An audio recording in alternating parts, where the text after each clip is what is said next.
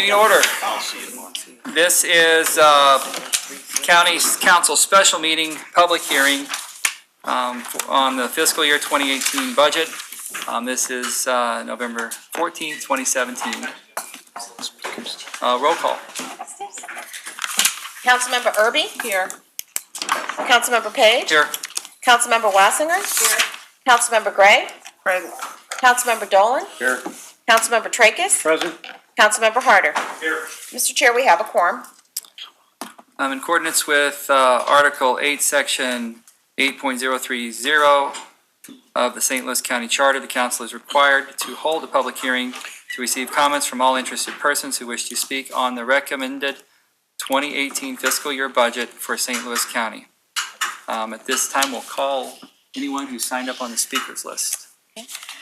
First speaker this evening is Stan Brown.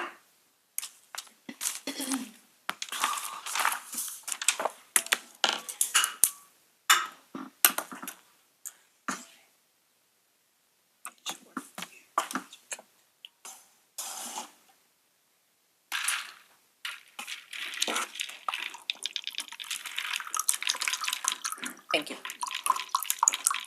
I'll just, if you could hear me down there. We can give you a microphone. It bended over. Thank you. Good evening, my name is, all right.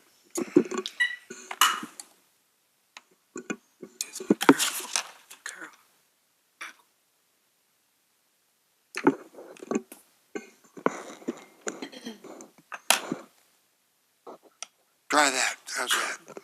Stanley Brown, I live at 41 Hawthorne Estates, Town and Country. I'm president of Missouri's chapter, which is the Gateway chapter, Paralyzed Veterans of America. I'm also a member of the St. Louis County Commission on Disabilities. I was injured on active duty in 1996. I'm a volunteer with both groups, so I'm refreshing here. I'm not looking for a pay raise. What I am here to do is advocate to include in the budget a dedicated, full-time ADA coordinator, American with Disabilities Act. That position, right now it's occupied because it's required under Title II of the ADA by a part-time person who also works in personnel. Nothing against the individual, but we need a dedicated person. That individual, dedicated, would be involved at the beginning for county buildings, projects, sidewalks, parks, and what they would do is quickly alert the Disability Commission about the plans, get us involved so we could provide input, or disability groups. 20 years in the county in a wheelchair. I'm not an expert, but I encounter issues all the time. The new county courthouse built, I can't get in there on my own. Elevators are too small. The ramp that I just rolled up is not ADA compliant. For each inch rise, you're supposed to have a foot, a runway. Okay. A coordinator on county projects would get us involved and at least alert the county that the disability community needs to give comment. How it works well is in the city. They have a dedicated coordinator. When they started the plans for the arch renovation, it quickly got together a group of disabled people, mobility like myself, hearing, sight, commented. Same thing with the Soldiers Memorial. The other example is the county. The courthouse, from the beginning, we asked to get involved and didn't get involved. We finally saw the plans after it was done and there was no money left. I sent the plans to architects with my organization, Paralyzed Veterans of America. They came back with numerous recommendations, none of which have been corrected. Two problems in particular. The front door, ideally for a person like me, my level, you'd have a standalone entry button. I could hit with my elbow, open both doors. I could get in. Now there's a small button by the side, usually where the cigarette can is, that I have to hit, turn around, get inside, get to the other button, elbow, get around the door, beat the door closing, try to get inside. Well, I can't do it. The second floor, as with the accounts in Berzer is, it's got a desk about this height, or maybe taller, all the way around. That, in my opinion, though the county disagrees, is an ADA violation. They should have a section which is lower, cut down, where I could go up and do business. All right? Another example is the county strategic plan. I've read the entire plan. There's nearly no reference to the disabled community and what the county should do for its disabled citizens. We were given a copy of the plan after it was done. We had an ADA coordinator. We could get involved early, make comment. If you do a word search, the word disabled appears less than 5 times. A coordinator I know would add money to the budget and a staff person. But look at it this way. As a prophylactic to avoid future lawsuits. You get our input, you get architects from other organizations like Paralyzed Veterans of America to make comments. The buildings would be made friendly and accessible by the disabled, sight, hearing, and mobility. You'd avoid those future lawsuits. So we'd urge you to try to place that position in the budget, get a dedicated coordinator, not to model after the city, but they're doing it right. And frankly, in my opinion, we're not doing it right. Thank you. Thank you. Mr. Chair, Yes. a couple of things. One, I just want to acknowledge Stan. I've known Stan for over 30 years. Great patriot, humble man. More importantly, he is 100% correct here. This county needs an ADA coordinator. He's right. It's not a question of if, it's a question of when. We're going to get sued by a disabled person or a disabled advocacy group for failing to comply with ADA and other disability-related laws, federal level. So the idea of adding one staff person to the Department of Administration at a reasonable salary is not beyond the pale to me. I think Stan's 100% correct. It'll make this county much more responsive to the needs of the disabled community.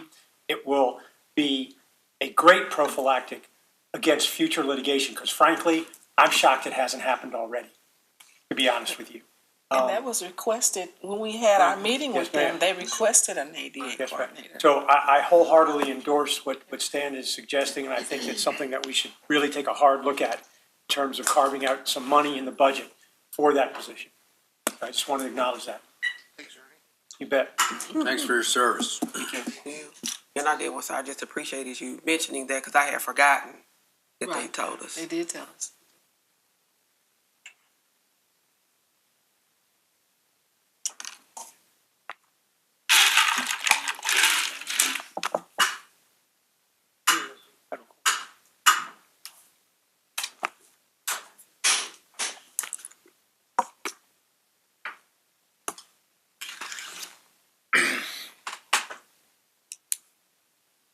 Next speaker this evening is Linda Baker.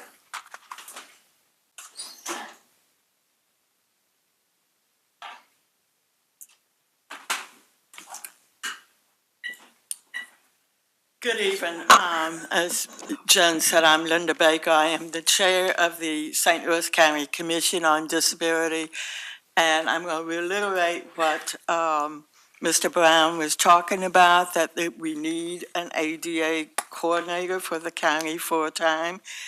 St. Louis County is the largest county in the state of Missouri, and with a number of citizens with disabilities and aging population, we feel it's important to have this ADA coordinator to prevent lawsuits and complaints.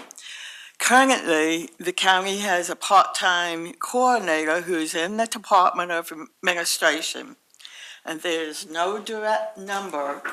If you look in the county website, if I'm a constituent and wanted, say, interpreter, or making sure that the courthouse is accessible, whatever I need. There's no number out on the county website. There is a number, but it doesn't have a name. What happens is when I make that call, it might be someone in the Department of Administration that may or may not have the knowledge of ADA and may not know how to handle that situation. And currently, the person that is supposed to have these duties is not trained. There is a local and state government entity for ADA training, and the Great Plains ADA Center in Columbia, Missouri administrates that, and that's a national training. Additional, we have a liaison to the commission that is from the Department of Human Service. And that person has no knowledge of ADA. As commission members, we have a lot of questions about whether the county is accessible to ADA.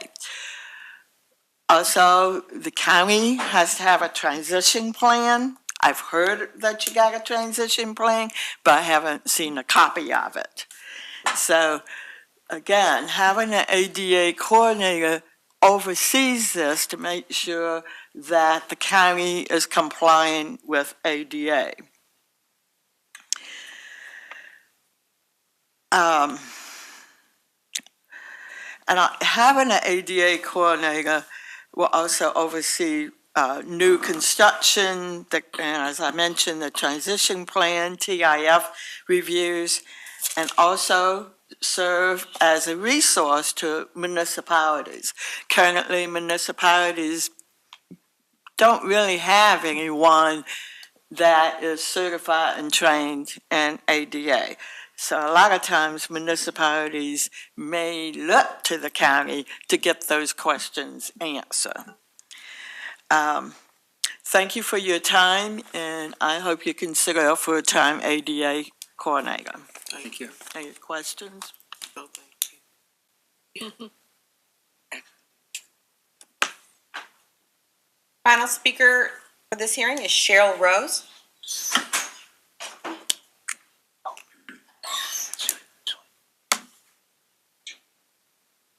I'll give them to the clerk, certainly, yes. That's fine. Go ahead, I'll get it. My name is Cheryl Rose. I'm also a member of the St. Louis County Commission on Disabilities, and I just want to reiterate what the past two speakers have said.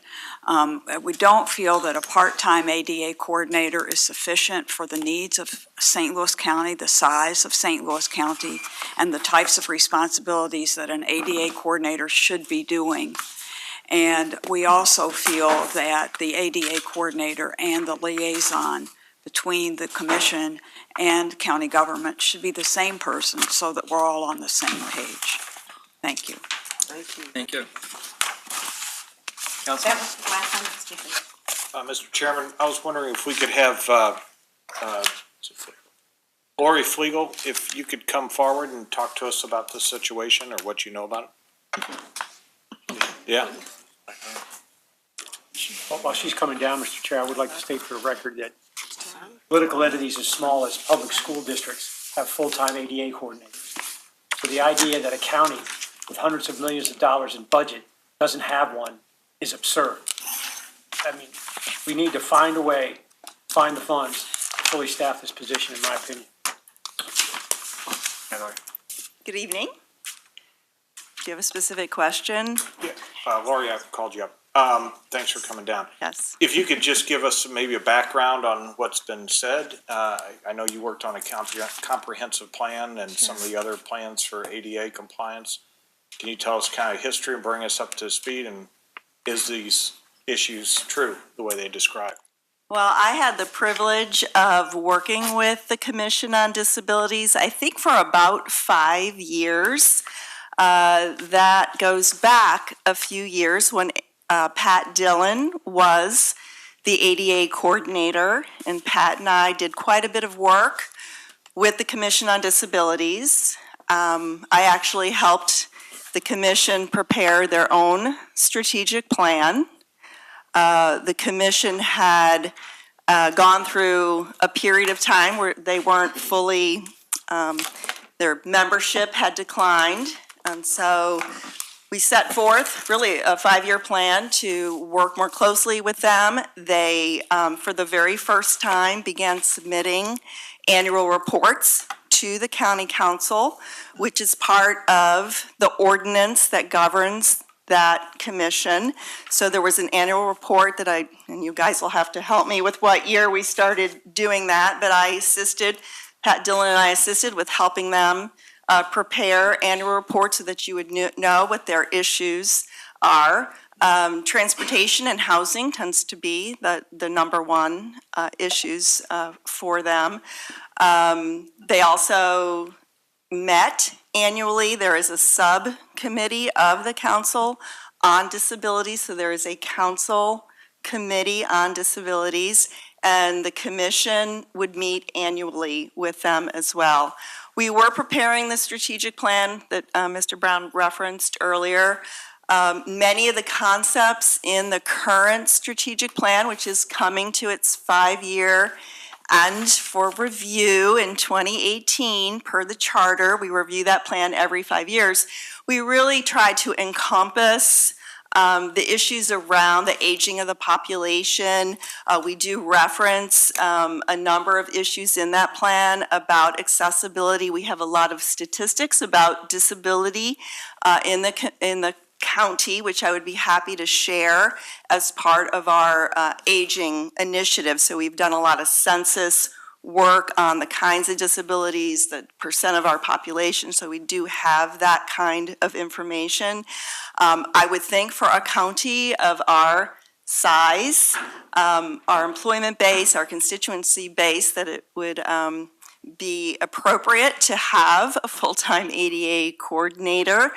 We, in fact, when I was working previously with the Department of Administration, we, in fact, invited all of the municipal ADA coordinators for training. It was actually after the Joplin tornadoes.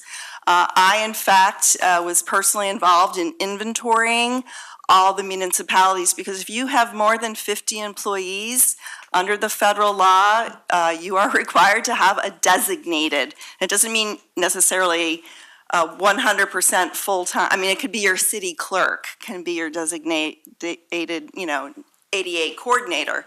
But we, in fact, try to communicate and help provide training and information to other ADA coordinators in the county as well. I will say that I have not worked as closely with the commission, with the change and the reorganization of the planning department and my own staff and position. But for about 5 years, I worked very closely and felt very privileged to have the opportunity to work. They're incredibly dedicated advocates, and I think they've done quite a bit in the last number of years with advocating for the disability community. So would you say then, if a municipality has to have a designated person at 15 employees? 50, 50, I believe, and someone can correct me. It's been, okay. So 50. So would you say we're out of compliance for the county? I would say, again, what I would say is that I believe, and I'm, the interpretation of the law is not my expertise. As I said, someone can have another full-time job and be the designated ADA coordinator. I think that is typically, in fact, I would pretty much bet that there is no municipality in St. Louis County, whether they are 50,000 or 50 people, that have a full-time, dedicated, designated, only ADA. Does that sound probably true, ring true to you all? So they would have somebody who serves in another position that is designated as the ADA coordinator. But I think what we're hearing tonight is perhaps a different perspective than that. Are you familiar with the person that is doing the job part-time now? I am not familiar with, as I said, I have not been in the last 2.5 years directly engaged or involved And when we say that person is part-time, they're part-time in that function. They're a full-time employee, they just have another function?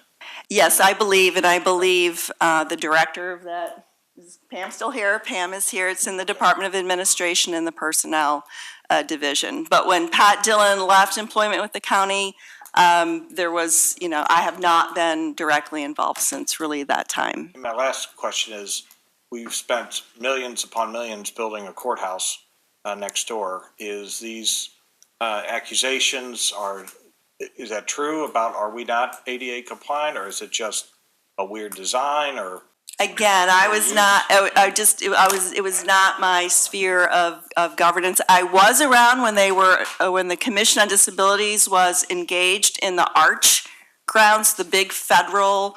There was a very active, I don't know that that's specifically because of the city of St. Louis, but it was a federal project. There was an opportunity, and I know we had active participation by the commission, the county commission members when the Arch grounds were being developed. So that was more the period of time when I was working with them, so I really can't speak to the courthouse issue per se. Is there someone here that could? We had representatives from our commission courthouse. We also had experts from Airquad review the courthouse. Made a report of the not in compliance. And that was presented. The project manager, and we gotten any response. I believe it was also council committee. Do you know about when that was done? Would it been presented something about late spring? Of 17 or 16? Yeah, 17. This year. Yeah. 17. Yeah, typically there's been an annual meeting with the council's committee on disabilities. So hopefully that would be something that you could go back in the records and look. In response to Councilman Harder, I've practiced disability law for more than 20 years. I've prosecuted and defended claims under the ADA and Section 504. What I can tell you without knowing anything about the courthouse is that perhaps the greatest reason for an ADA coordinator that's fully advised and knowledgeable of the law in dealing with architects can address these issues on the front end. Because what will happen ultimately, if Stan is right, and I have no reason to believe he's wrong, somebody sooner or later is going to file a claim. And eventually the Department of Justice is going to stick its nose in here. And when they do, they're going to require that every T had been crossed and every I dotted.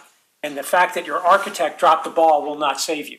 So all I'm saying is, don't know if the courthouse is compliant. I have every reason to believe that Stan's complaints and observations are probably spot on. So again, the idea that a county of our size, with the budget that we command, and the number of employees and the number of public that come in and out of our facilities does not have a full-time ADA coordinator, fully versed and knowledgeable in these laws, is a mistake that eventually is going to come back and haunt us. So I agree with you guys 100%. To the extent that I can make that happen, I will. Thank you. Any other comments? Thank you, Lord. Any other comments by council members? Motion to adjourn? Before that, I'll just say that if we have a full-time person in this office who has other duties, this may not be a budget issue, this may be an ordinance issue. Right. And we should consider that. Well, and I think we've got enough, as I mentioned, Councilman Tracus, enough positions that are not filled. I think under what director they should go, maybe human services, I don't know. But there are unfilled positions that are funded. So it really wouldn't be adding. All right, we need to keep that conversation going. I'll second your motion to adjourn. All in favor? Aye. Opposed? Thank you, guys.